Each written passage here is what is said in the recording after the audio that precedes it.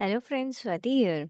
Friends, जैसे कि आप देख सकते हो, लास्ट वर्किंग डे में काफ़ी अच्छा मार्केट चला और 26,328 पे क्लोजिंग दी है। सेंसेक्स ने भी बहुत अच्छी खासी क्लोजिंग दी है, 573 पॉइंट्स अप में। बोले 85,762 पे। बैंक निफ्टी तो बहुत ही अच्छा चला है, उसने तो एग्जैक्टली 500 पॉइंट्स क्रॉस भी कर दिया था, बट क्लोजिंग दी है 60,150 पे।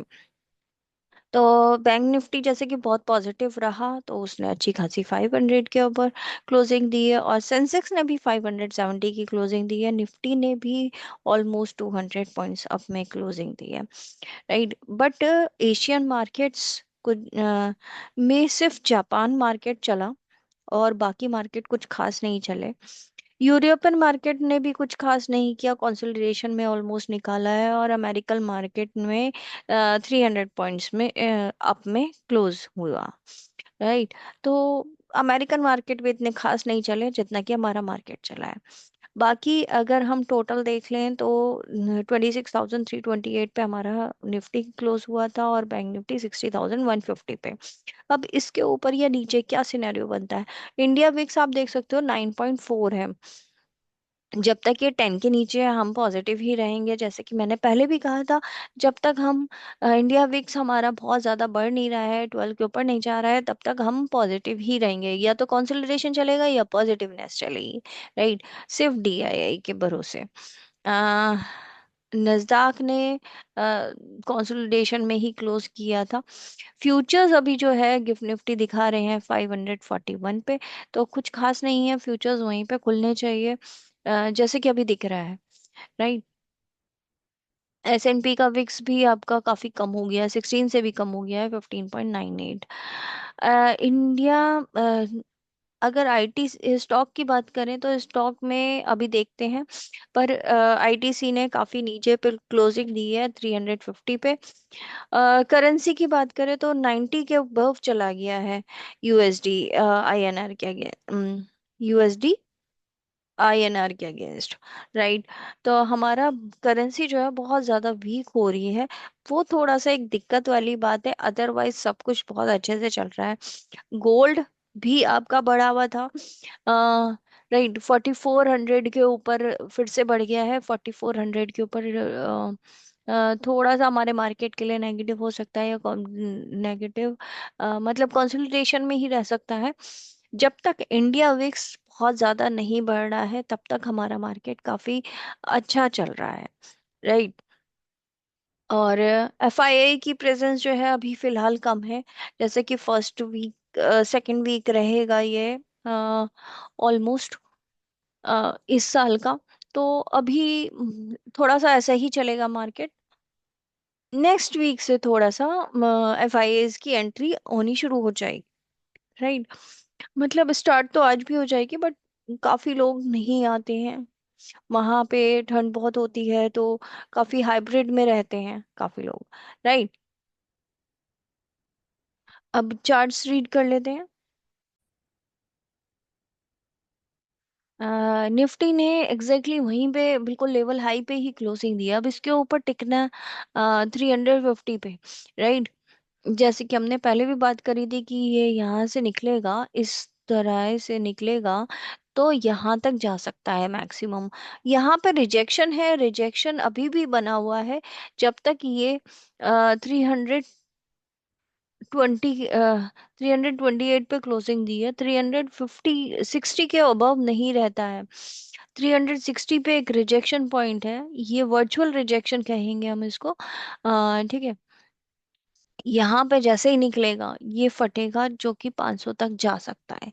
राइट, 26,500 तक। यहाँ पे एक, ये दो जो बड़ी बड़ी ग्रीन कैंडल बनी है, यहाँ पे एक छोटी सी जो सिनेरियो अभी चल रहा है। ठीक है। एक दो छोटी छोटी रेड कैंडल बनती है, और फिर अचानक से बड़ी कैंडल, एक दो छोटी छोटी, फिर अचानक से बड़ी कैंडल। तो ये पीछे भी कई बार ऐसा रहा है। राइट। जो और सिनेरियो भी चल रहा है फिलहाल, डब्लू पैटर्न तोड़ने के लिए, इसको अपर लेवल तोड़ने के लिए इसको 500 तक तो पहुंचाना ही होगा, अगर ये टूटता है तो। 380 के अबव वो थोड़ी देर रहता है, 15 मिनट के आसपास, तो आप देख सकते हो। राइट। और स्टॉक भी अच्छे खासे हैं उठाने में। बैंक निफ्टी की बात करें तो बैंक निफ्टी ने भी 60,150 का एक अपने लेवल हाई ही बनाया था। जो कि लास्ट हाई था वो 60,100 के आसपास था, पर 150 तक पहुंच गया। राइट, ये नया हाई बना है। और अब यहाँ पे अगर ये 60,000 के ऊपर ही टिकता है तो हमारे पास ऊपर जाने की, 65,000 जाने तक की एक, इवन 62,000 जाने तक की एक पास में ही जगह बन जाएगी। राइट। तो जब तक ये 61,000 टच नहीं करता है, तब तक वो लेवल आएंगे, बट अभी नहीं, इतनी जल्दी नहीं आएंगे। क्योंकि यहाँ पे रिजेक्शन, बहुत मल्टीपल रिजेक्शन फेस कर सकता है, 60,500 पे, 60,250 पे, 200 से 300 के बीच में। और जो सपोर्ट का काम कर रहा है वो 59,728 का कर रहा है। जब तक ये सपोर्ट नहीं टूटता है हम बहुत ज़्यादा नेगेटिव नहीं होंगे। ऐसे ही निफ्टी में है। निफ्टी में भी हमारा जो सिनेरियो है सपोर्ट का, वो यही है 26,160 का। जब तक ये नहीं टूटता हम बहुत ज़्यादा नेगेटिव नहीं होंगे। राइट। इंडिया विक्स की बात करें तो इंडिया विक्स तो आपको पता ही है फ्रेंड्स, 9 पॉइंट समथिंग है। 9.5 पे ही क्लोज हुआ था, और अभी भी अगर ये 9.9 के भी नीचे जाता है, 8 के आसपास जाता है, तो थोड़ा सा बहुत ज़्यादा कंसोलिडेशन वाला मामला हो जाएगा। उसमें बहुत ज़्यादा पॉजिटिवनेस नहीं है। राइट। कि ऊपर ही जा रहा है मार्केट, और रिस्क नहीं है बिल्कुल भी। एफआई ने जो लास्ट ट्रेडिंग डे पे जो सिनेरियो निकल के आया था नेट परचेज का, 289 करोड़ की बाइंग करी है, और डीआई ने भी परचेजिंग करी है 677 करोड़ की। एफआई ने फ्यूचर्स में भी बाइंग करी है 2,358 करोड़ की। लेकिन इंडिया एक्स ऑप्शंस में थोड़ा सा सेलिंग करके गए हैं। वही है कि जो उन्होंने सेलिंग वाला शॉर्ट कर रखा था वो सेल करके गए हैं, क्योंकि उनको लग रहा है कि अभी भी मार्केट ऊपर जा सकता है। राइट। और अभी जाएगा भी। Let's see and hope for the best. Right. बाकी हम अगर पुलर्स एंड बेगर्स देख लेते हैं तो पुलर्स बहुत ज़्यादा हैं, आपको पता ही है। निफ्टी को देख लीजिए, चाहे बैंक निफ्टी को देख लीजिए। बैंक निफ्टी में सारे बैंक्स उठा रहे हैं, सिवाय एक्सिस और कोटक बैंक के। राइट, ये थोड़े से नेगेटिव थे, और इनके पॉइंट्स भी अच्छे खासे थे नेगेटिव करने में। बाकी निफ्टी में अगर हम देखें तो निफ्टी में आपके जो चार्ट निकल के आ रहा है वो काफ़ी बड़ा है। ऑब्वियसली इसमें मैक्सिमम स्टॉक तो वही है, बैंक निफ्टी वाले, Reliance, ICICI, HDFC bank, SBI, NTPC. ये एनटीपीसी, कोल इंडिया, ये सारे आपका काफी अच्छे खासे चल सकते हैं, क्योंकि ये डिविडेंड भी देते हैं, और आगे इनमें प्रॉफिटेबल भी रहता है। जियो फाइनेंस भी इनफैक्ट चल रहा है 300 के ऊपर, अच्छा ही है। और बेल भी 400 के ऊपर अच्छा है। पावर ग्रिड, एनर्जी के सेक्टर भी अच्छे ही है। राइट। बाकी फार्मा सेक्टर, हेल्थ सेक्टर, कोई भी सेक्टर ऐसा नहीं रहा जो छूटा हो, जो लास्ट ट्रेडिंग डे पे अच्छे खासे चले थे। आपके आईटी सेक्टर थोड़ा सा कुछ ज्यादा रिस्पॉन्ड नहीं किया था। और आईटीसी, आईटीसी की तो क्या बोलूं मैं।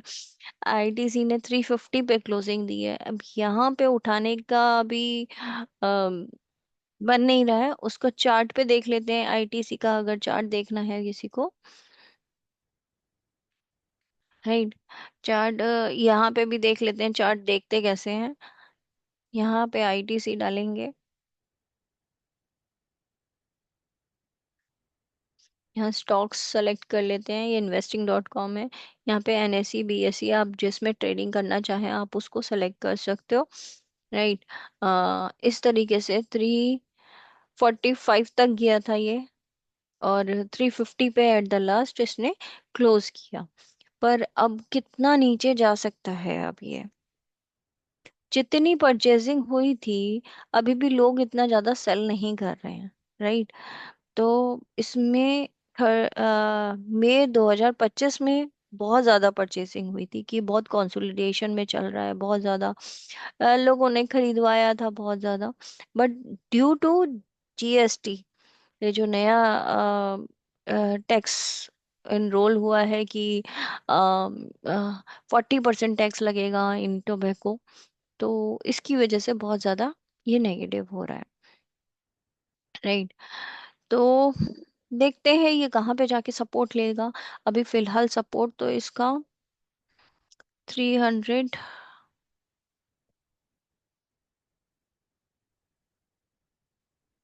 ये ऑलरेडी सपोर्ट तोड़ चुका है फ्रेंड्स।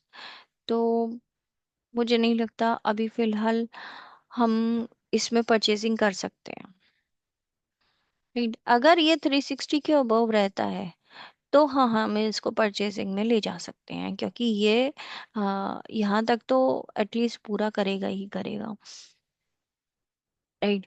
फिर 400 तक वापस आएगा, बट इसको कितना टाइम लगेगा वो कह नहीं सकते। लेकिन कंसोलिडेशन इतना चलने के बाद फिर एकदम से इतना नेगेटिव हुआ ड्यू टू न्यूज़। ठीक है। आपको क्या कंसीडर करने होंगे अभी?